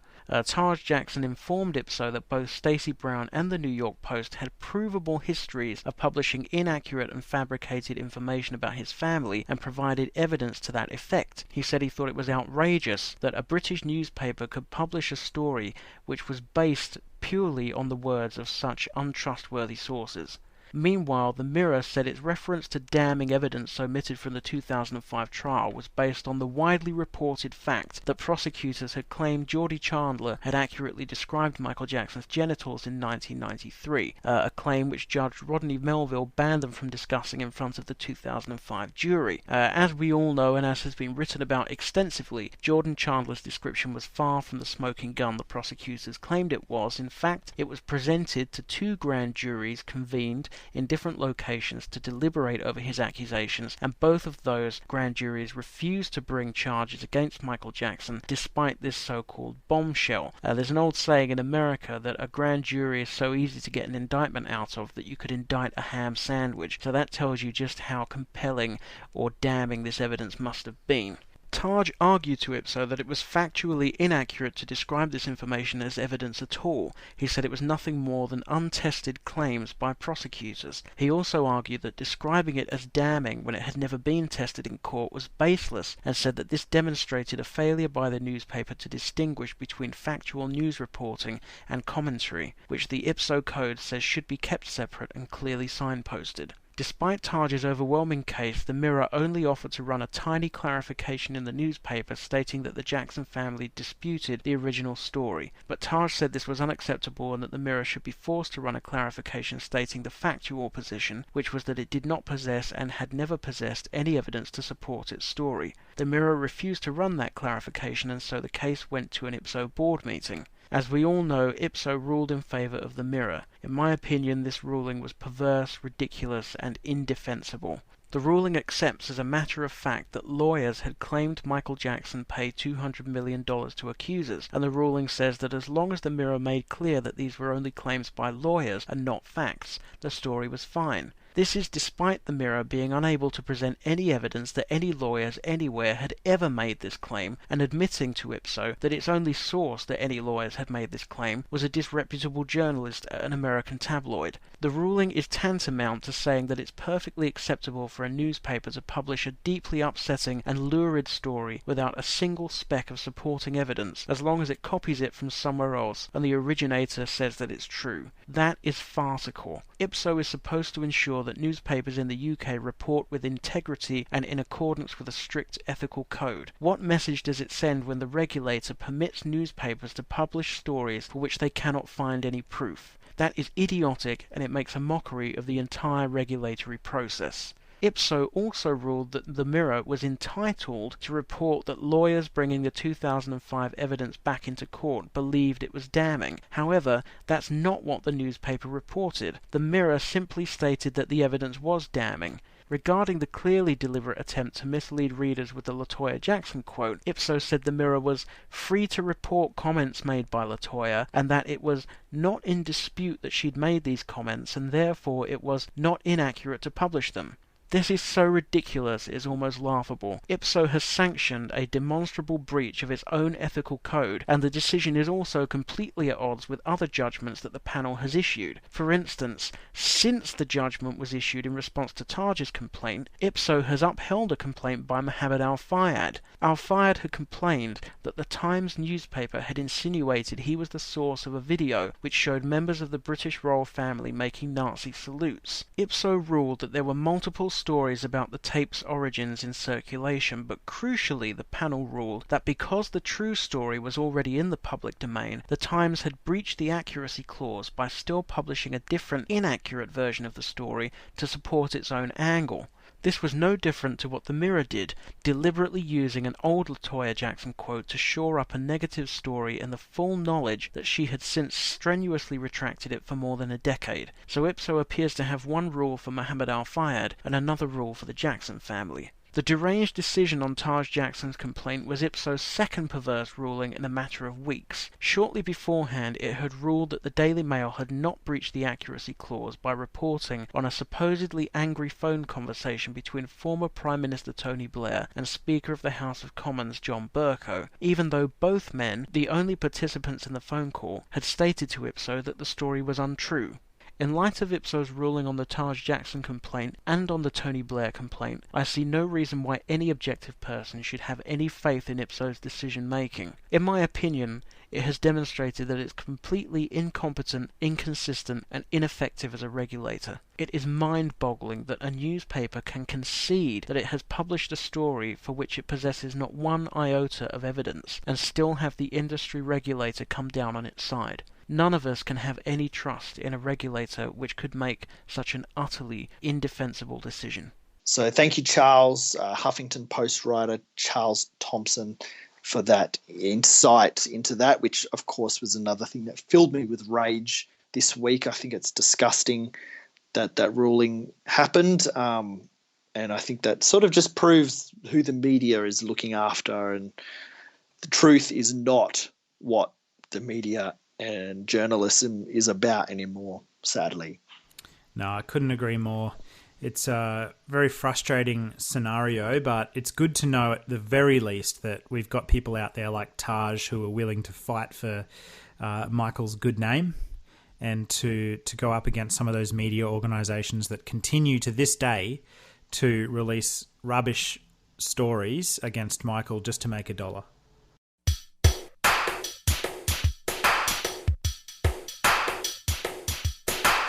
Lisa, it's your birthday.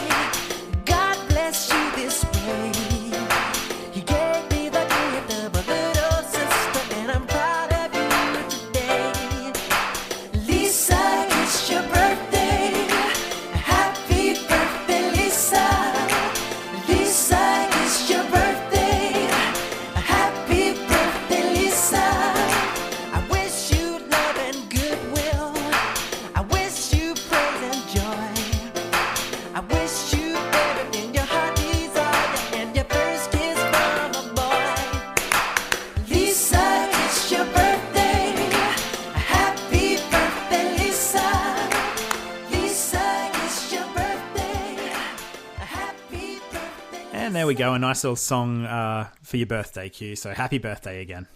Thanks, man. That's going to be in my head for the rest of the night. No, that's okay. I'm going to roller derby tonight, so I know they'll probably play some Michael in the soundtrack for roller derby. It's the grand final for Perth roller derby. No, that's one of my favourite songs. I think it's from the Dangerous Sessions. Really, really good song. It's a shame that one wasn't on The Simpsons. It was, yeah. But, well, it wasn't his voice, though, was it, in the song? On the Simpsons? I tweeted out a link this week, actually, about the vocalist that did the vocals for that episode with Michael. Yeah. And no one really knows 100% the reasons why they couldn't use his vocals for the singing part, but his stories were very funny. I'll try and send you that link so you can put that in the show notes as well, because that was a great little radio interview about that vocalist. Yeah, that'd be great. I'd love to hear it. Did you get to catch up on the Jackson's Next Generation episodes 1 and 2? I think the new episode's coming out tonight. Thanks, Marco. We love you, Marco. Thank you. Us poor people in Australia who can't access the show through proper means have to rely on Marco. But if it were in proper means, we would totally support it. Oh, dude! As soon as give us an option. As soon as it comes out on DVD, I'm buying it. I hope it does. But have you been enjoying it? Loving it. I've seen episode 1 and 2.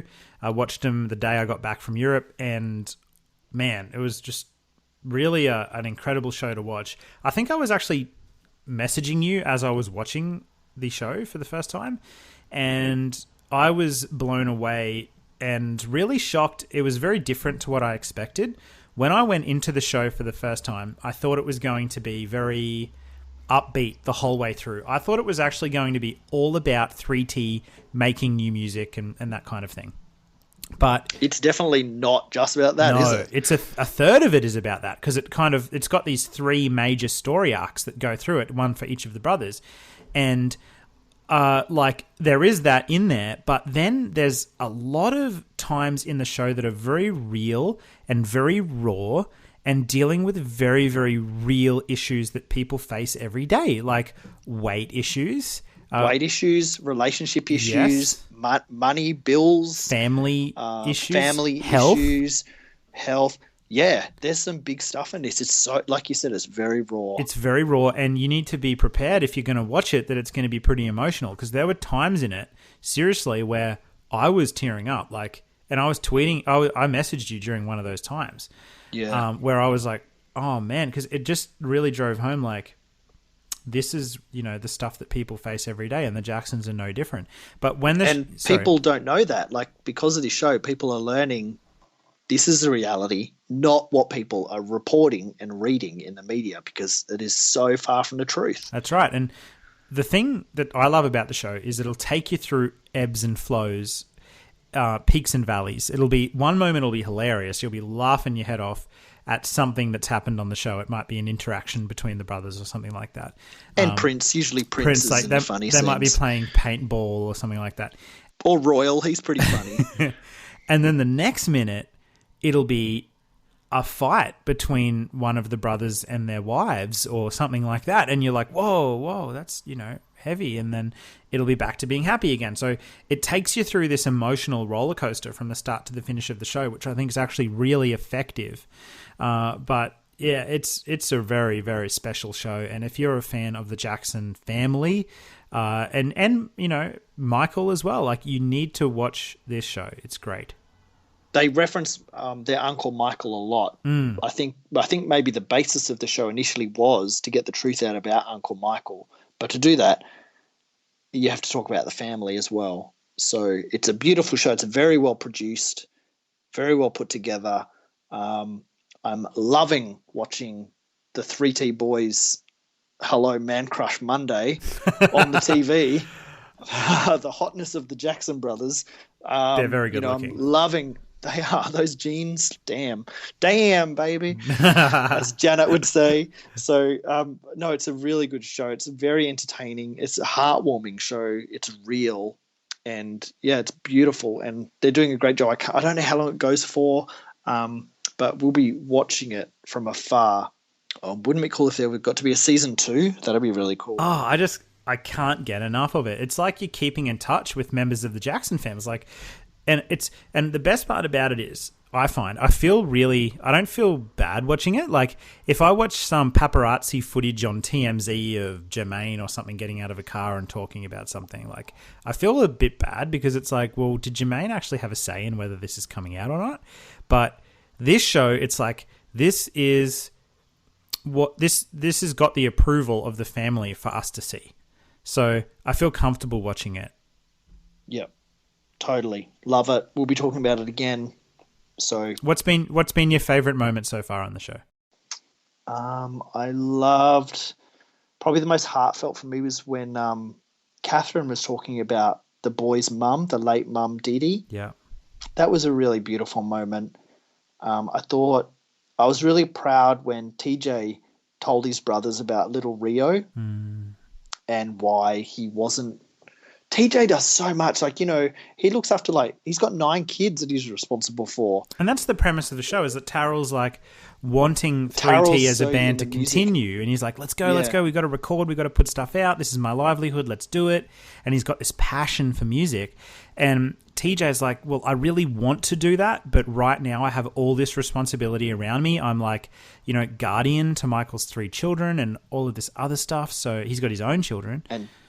And then Taj has got, you know, he has his heart in the music as well, but then he also, filmmaking is his love and his promise that he made to Michael before Michael passed, that they would work on that together next. And the fact that he defends Michael's name so much. He does an incredible job by doing that. I love them all. They're such good guys. They're real. You know, it's incredible to watch the realness of this show and just get to know the real story behind these gentlemen and their families and the Jackson family as a whole. And just I think another highlight was just, you know, when Tito comes in to see the love from the different generations, like, you know, from Papa T down to, you know, to Royal and stuff like that. And then when all the boys went camping as well, just to see the strength of the family and strength in numbers, and just, you know, like, they credit Catherine and Joe for making their family, rightfully so,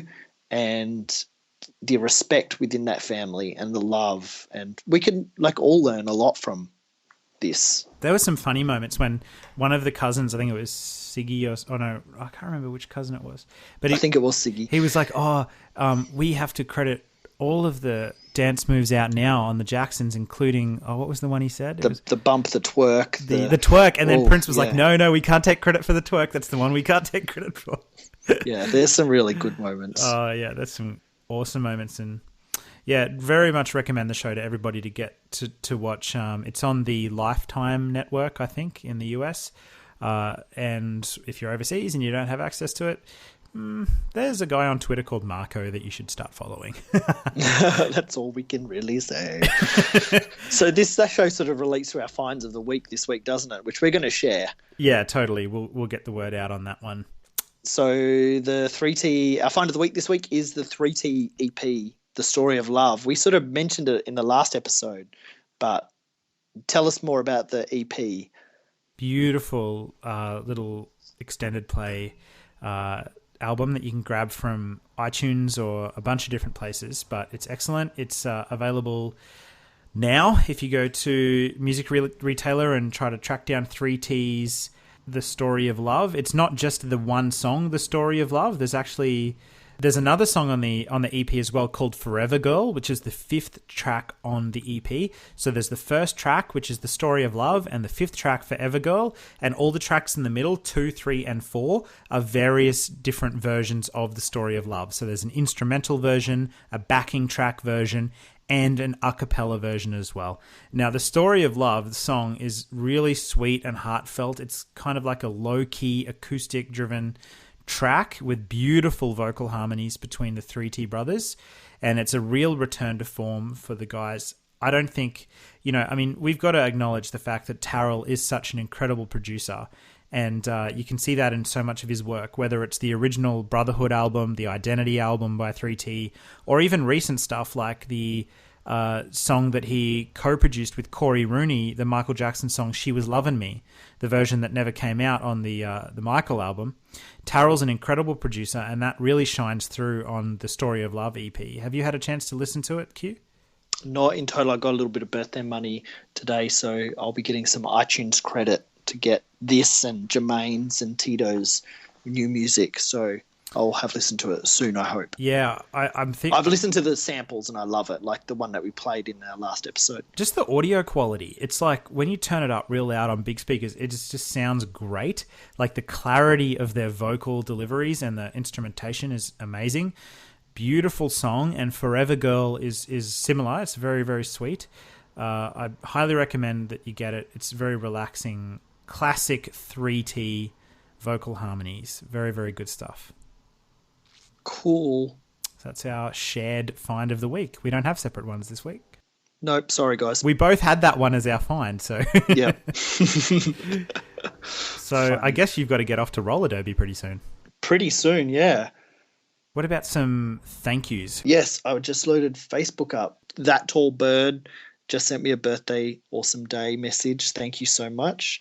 Also, while we've been recording the show on Twitter, Clint NB sent me a birthday message also. So thank you for that, Clint. I got that as we were recording this episode. And now I'm just firing up Facebook because my Pages app is being stupid and not working. So I'm have to go straight to the Facebook app to go to the MJCast. Is your Pages app working? Mine's like crashing It's constantly. been crashing in the last week ever since I did the update.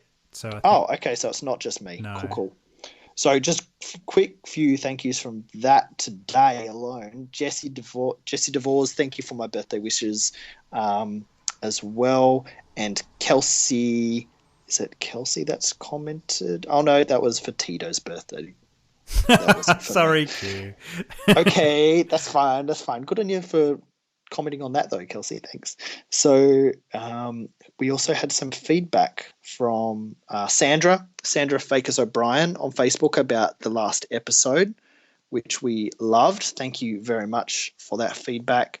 Also from wonderful Mary Anthony, sent wonderful feedback for the show, as well as Jerome Horn as well. Hope you're well, Jerome. And I think, was it Azza that sent a great wrap-up or a review as well. So thank you so much. And again to Dan. Big thanks to Dan as well.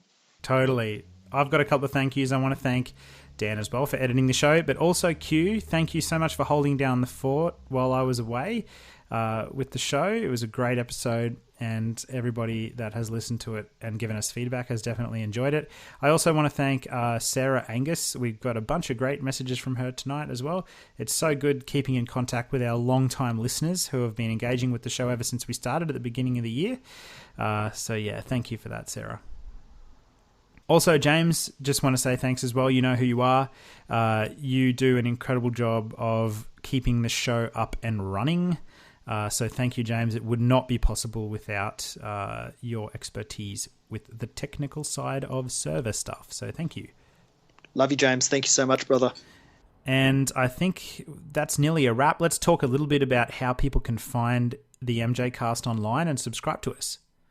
I will let you tell them about our email because we love hearing people on email as I bring up the other links because I can't remember things off the top of my head. So the mjcast@icloud.com is our email address. We love receiving mail from listeners all around the world, just even feedback about our show, like what you think could make it better or what stories you've really enjoyed hearing that we've been telling. Or, you know, what really helps as well is when people email in news stories. So we do a lot of research to stay on top of everything in the Michael world. But seriously, if you guys hear about stories or have any exclusives or anything that you want to get the information out about, send them through to the mjcast@icloud.com and we'll make sure to try and include that definitely in the show for you. Awesome, yes. And for people that are not on social media, which is a huge number of our listeners, we thank you for listening.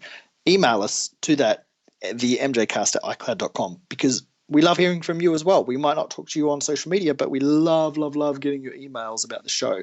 So, but for those of you that are interacting with us on social media, we're on Facebook as the MJCast, facebook.com/the MJCast. We are on Twitter @the MJCast, Instagram, the MJCast. on Tumblr, the mjcast.tumblr.com. Had a great few shares this week of our stuff that we put up. Thank you so much. We're sort of still on YouTube for now. Not long to go. Until we'll be December. back fully. Yeah, we'll be back fully in a couple of months as / plus the MJCast. And, of course, our companion website where all of the links are for everything, all of the shows and the subscribe buttons is themjcast.com. So that is your portal for everything if you need to find anything quickly. But, of course, subscribe to us on iTunes. We love that. Rate and review the show to let other people know about it. Tell your MJ friends about us and the show and our website. And yes, what were you going to say there, Jamin? Oh, I was just going to say that when we release a new show, like we are getting the numbers. Like this show's doing really, really well, and we can't wait to reveal some of those numbers this Christmas when we do a bit of a statistical rundown of how we've gone this year. And that's all due to you guys, so thank you so much. Thank you. When you guys see a new show come out and you listen to it or download it, that's really cool. But if you really, really liked the show, jump on the website and click the share links and try to share it to Twitter or Facebook or whatever your main networks are, because the best way for our show to grow is when our listener base shares out the information with their own social media groups, so we can engage with more and more Michael fans. So make sure to get that information out so our show can keep growing month over month. That's right. This is a show for fans, and it's just a show by fans. We're just fans. Nothing special. Not experts in any field, although Jamin's good at all the technical stuff. I'm certainly not. You're the social guy. I'm talk a lot on social media and stuff, and I love it. I love talking to our listeners, so thank you. But yeah, I can't even remember what I was going to say.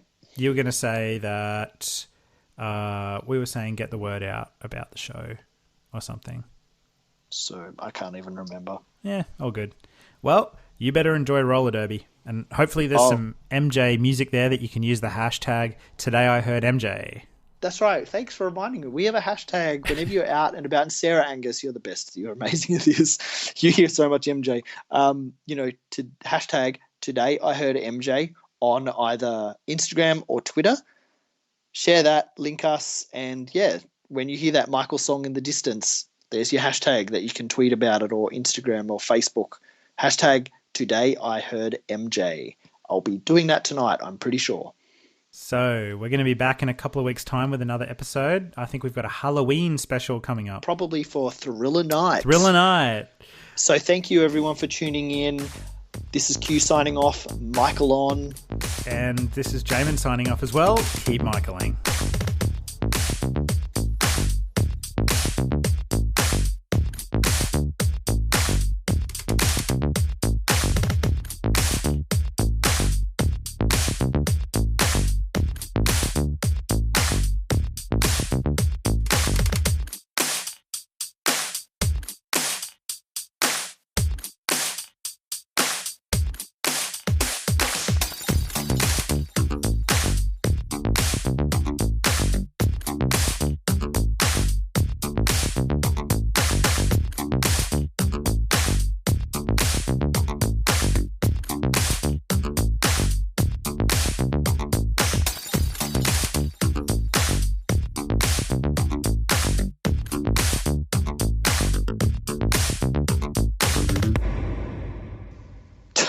That was a million years ago.